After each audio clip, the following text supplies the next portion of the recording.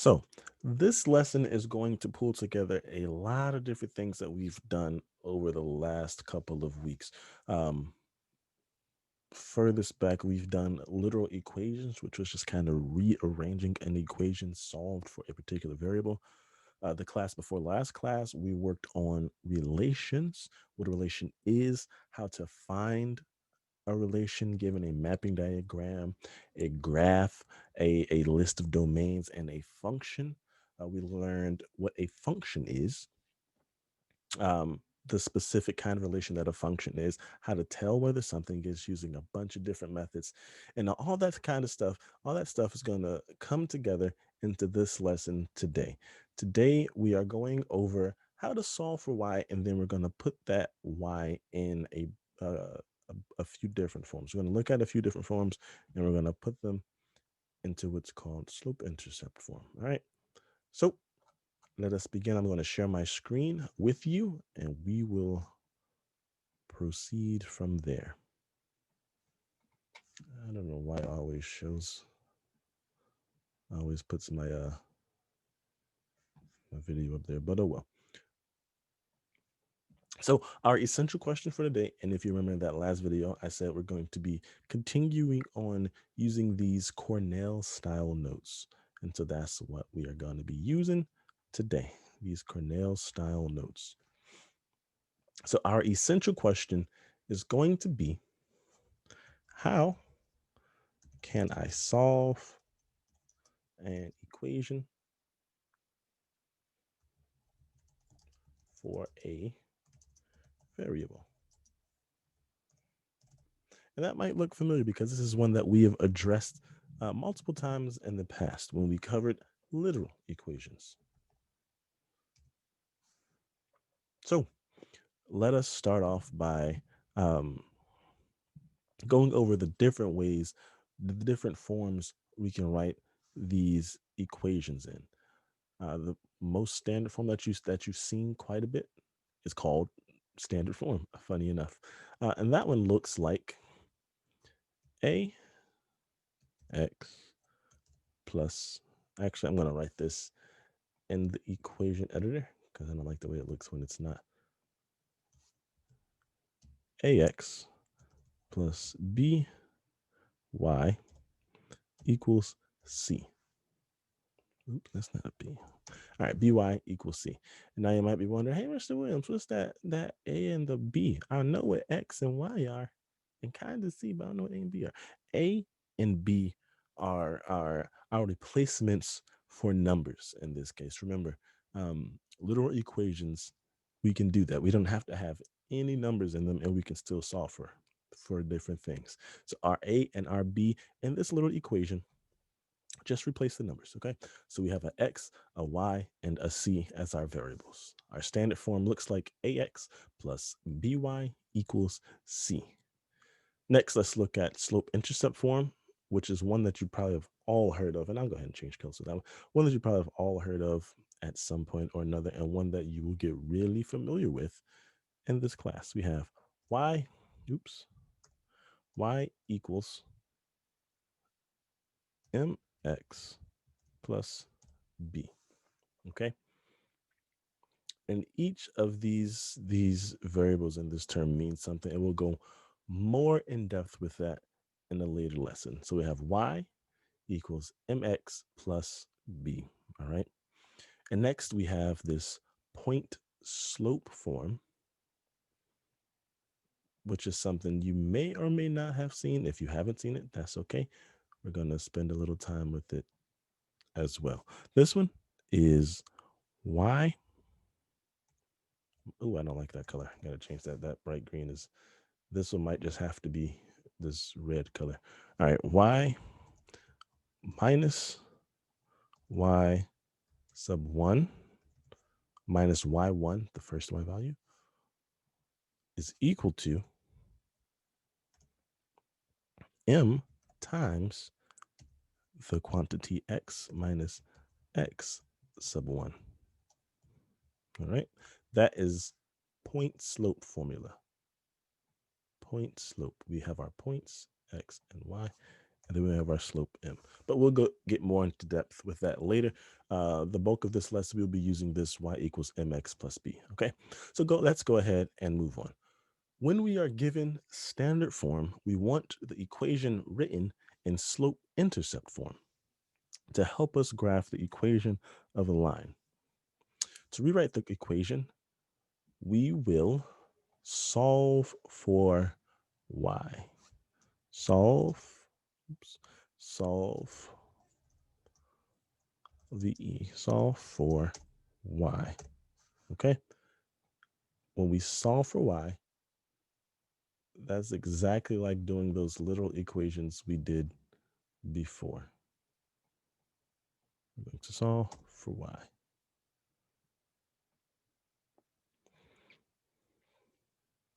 Like we would with a literal equation.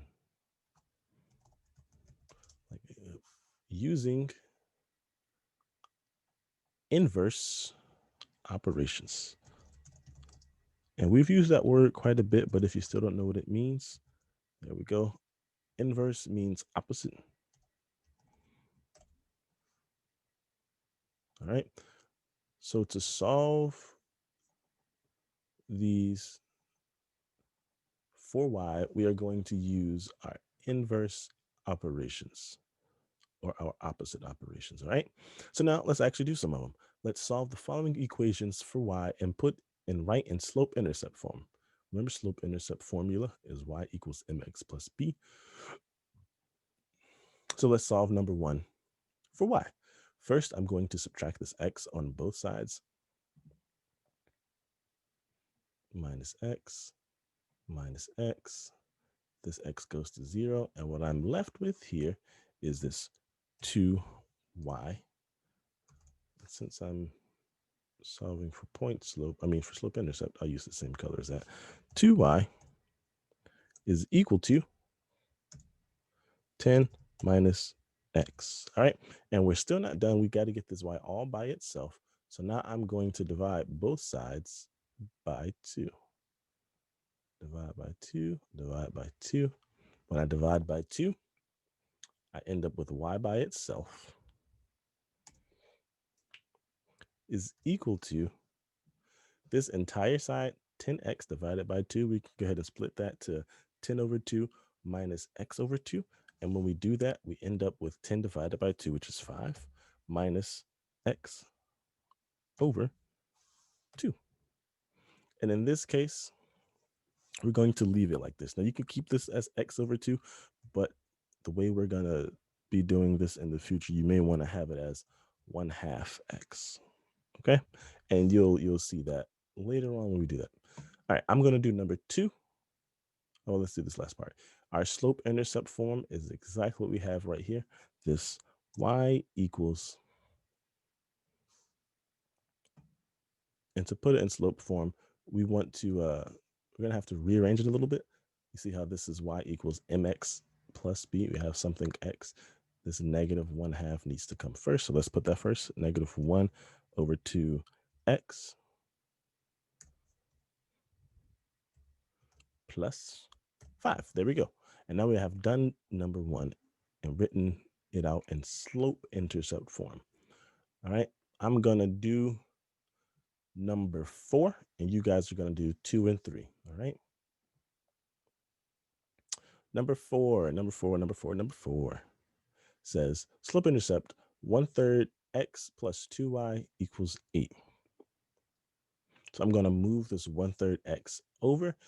And now this one looks kind of tricky since we see a fraction, we immediately want to multiply by the reciprocal. But in this case, since we're solving for y, and that fraction isn't being multiplied to that y, it's just being added, we're going to subtract it over, okay?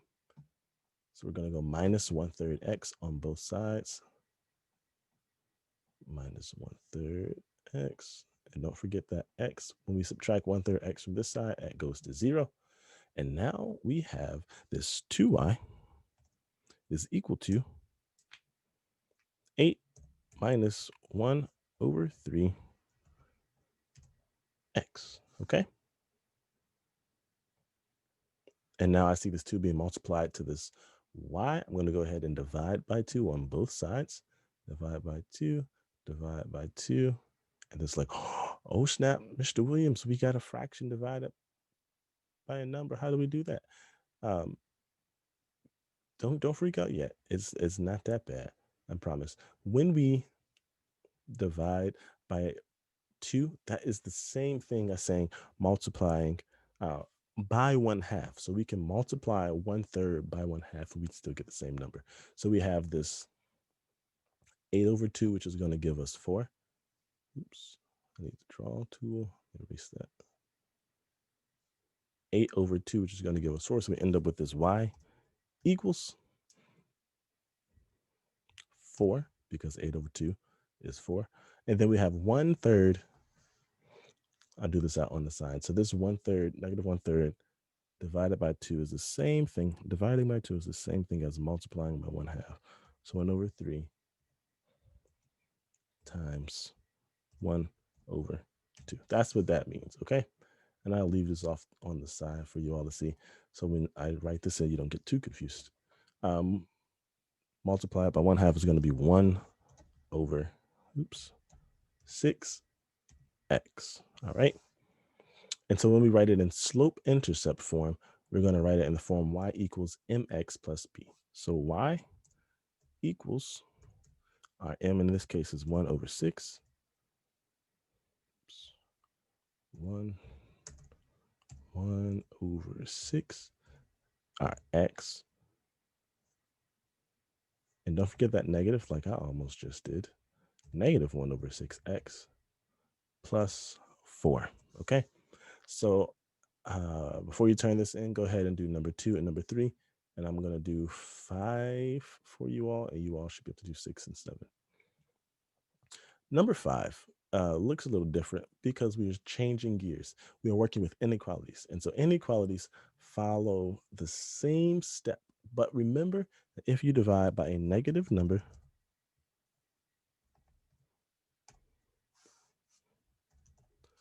you must flip or switch the inequality sign.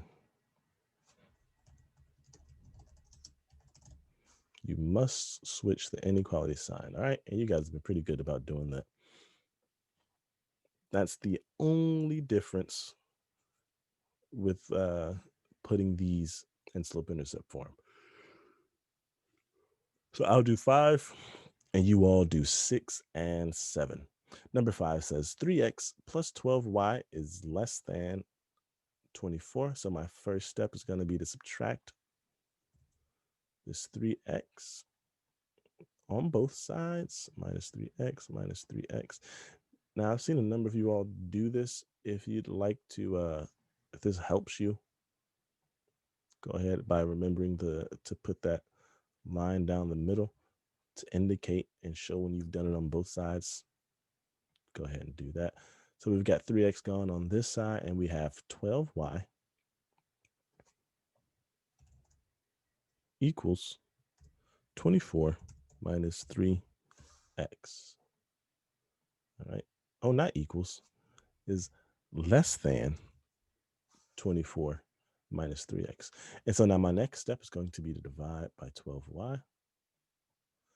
Divide by 12y on both sides. Not 12y, just 12.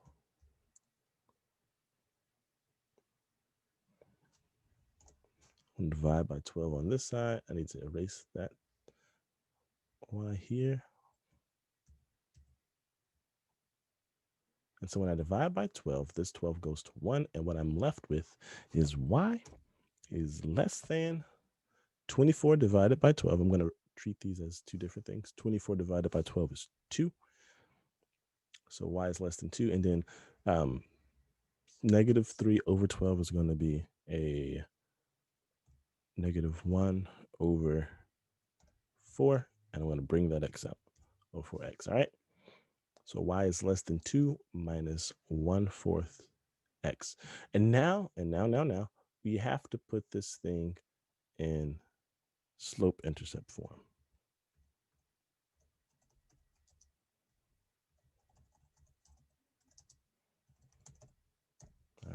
it missed it putting the thing on the notes this time, but go ahead and type that in so you can put it in slope-intercept form. In slope-intercept form, we want our y. We want it to be y is less than or greater than, depending on what your inequality is going to be. So we have y is less than, and then we're going to have our x term first, so that negative 1/4 x plus 2. And there we go. We have it in slope-intercept form. All right, so go ahead, do 6 and 7, turn it in. When you are done, one thing I didn't ask you all to do, go ahead and just type up a little summary of the process for solving for y for these. If you've had any questions, you can type that in here and ask them to me. I will look at them when I go to grade classworks and whatnot, but utilize this formatting, okay? So once again, if you have questions about the process, let me know. When you finish going through the notes, finish doing, um, what was it, 2 and 3, and then 6 and 7. When you finish doing those and submitting them, go ahead and start working on the classwork, and then ask me if you need any assistance. All right.